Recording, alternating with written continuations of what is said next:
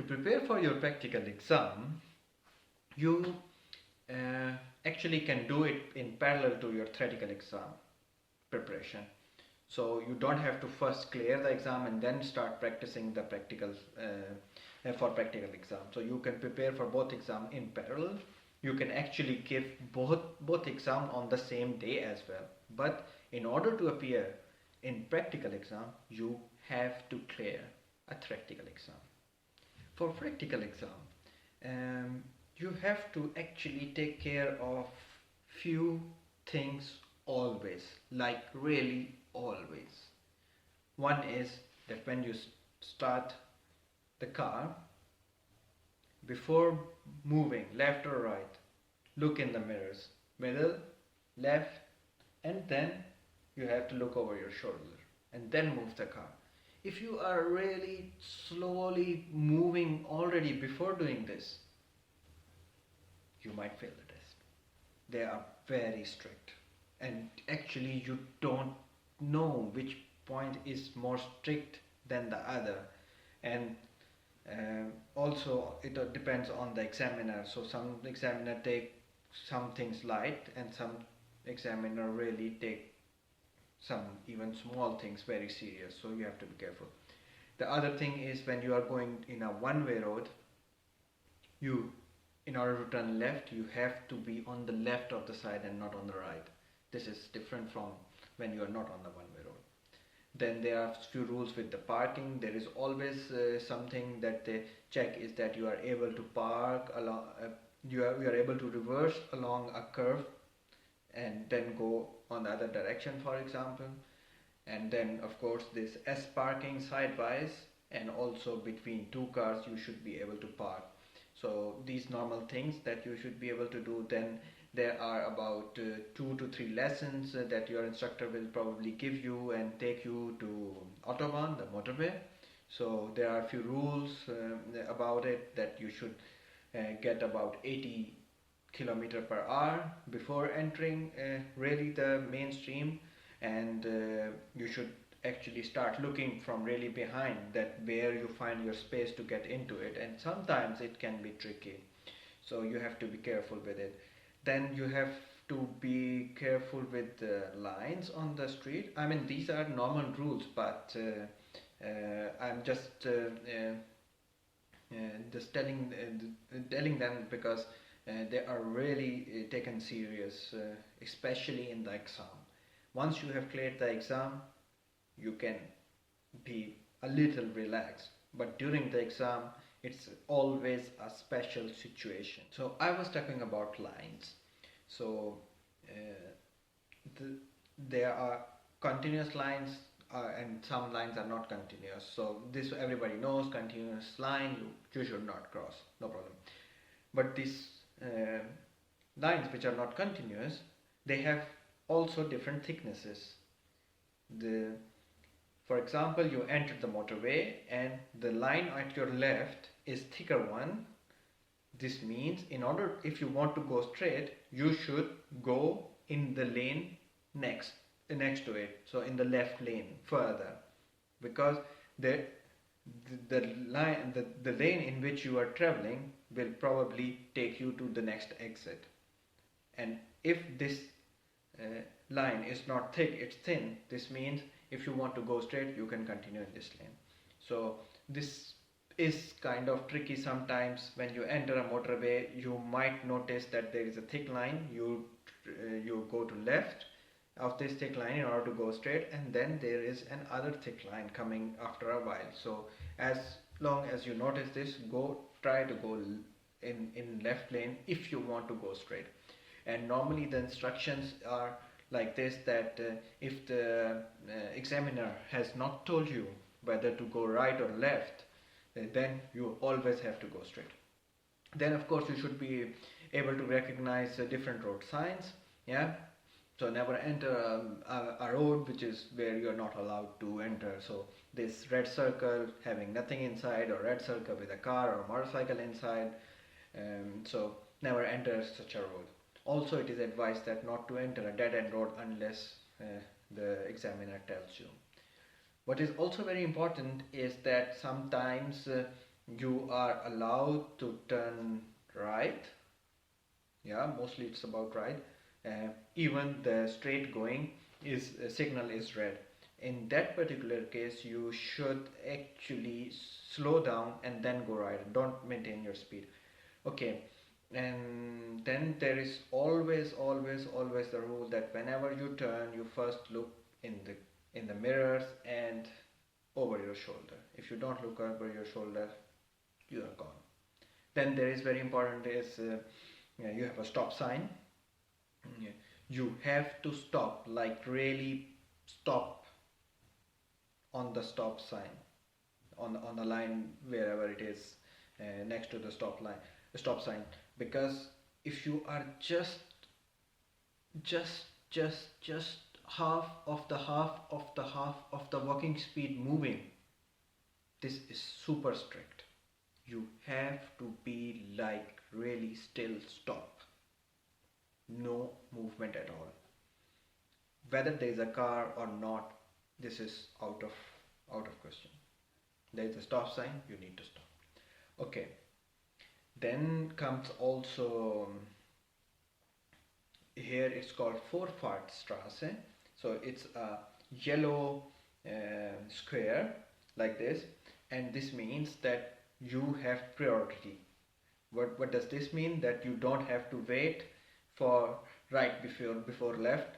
You have priority on this road, and this is important because of two reasons. One is that when you are on such a road, you should simply focus on your straight road and don't bother about who is coming from right or who is coming from left.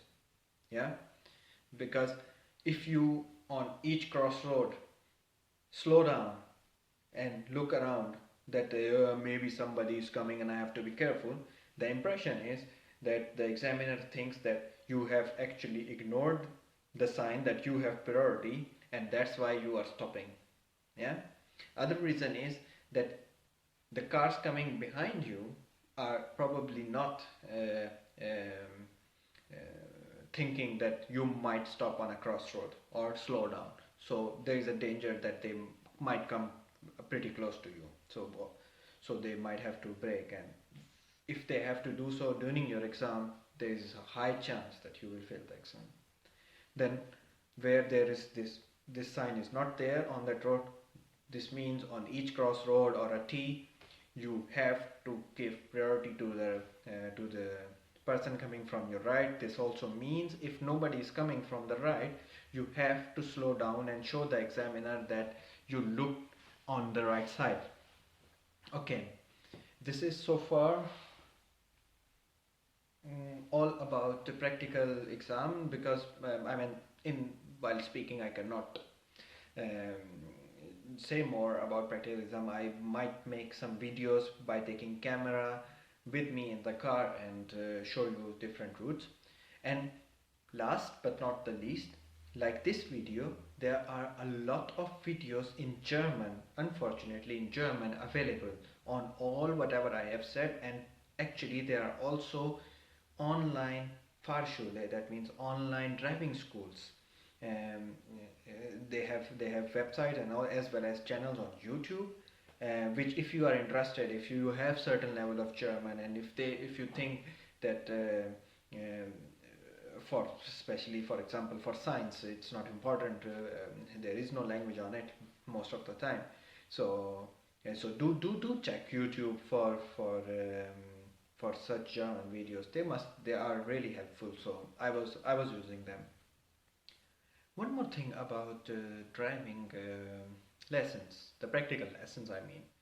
Normally each lesson is 45 minutes, and your instructor shows you different routes in the city, takes you through different situations, so that he can make you realize about what different situations can take place. But be very careful. What he is also doing, he is judging you that how many lessons you need, right from the first lesson that you take with him. In my particular case, on the first lesson I was really non-serious, and I was so happy that I am driving a car in Germany, for example, and I didn't pay much attention to the boards and stuff like this, and after the lesson he gave me a list of things which I did wrong.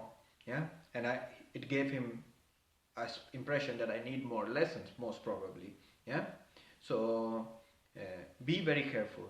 The better you drive, the earlier your driving instructor will tell you, okay, you are ready for the exam. And each lesson costs somewhere about 30 to 40 euros. So the less number of lessons you do, the more money you save. And normally I would say 5 to 8 lessons are good. I personally took 12, and I told you the reason, but I think in 8 lessons you more or less know everything, if you are of course a driver already. Yeah. Then comes a day when you are ready for your practical exam. On your driving school will charge you somewhere between 100 to 50 euro, 150 euros to register you for the exam. Then you will go to TUS, and there you will pay about 80 euros or 85 euros, something like this, to do the exam on that day. Yeah. So I think I don't need to explain what exactly happens in an exam, apart from you need to again take your identity card, this amount of money, and if you are using glasses, don't forget them, they are very important. And yeah, these things the examiner check, and then you are up for your exam. And actually exam is no different from the driving lesson that you took with your instructor. It might be just that you are a bit nervous, but it's normal. So I think it won't be a problem if you have done everything carefully. Yeah, but this is also true that if you need to take 1 or 2 lessons more, go for it, because once you fail the exam, this means you will anyway have to take 1 or 2 more lessons. It's actually not have to take, but your instructor will tell you to take, and you will probably end up taking it. It's not compulsory though, and you pay for that. Then the school will register you again for the exam. You pay for that again, and then you pay this exam fee again. So you pay about 250 euros again. So better to take 1 or 2 more lessons in this particular scenario than to really go for less practical lesson, like 3 or 4, and then take the chance of failing the exam. Yeah. By the way, one last thing. Don't be so annoyed if you fail the exam. About 60 to 70%, I should say that, 60 to 70% students who give the exam fail in their first attempt, but they also pass in the second attempt. So best of luck. And lastly, if this video is helpful, please like, share and subscribe to my channel. And don't forget, we all are foreigners on this earth. Bye bye.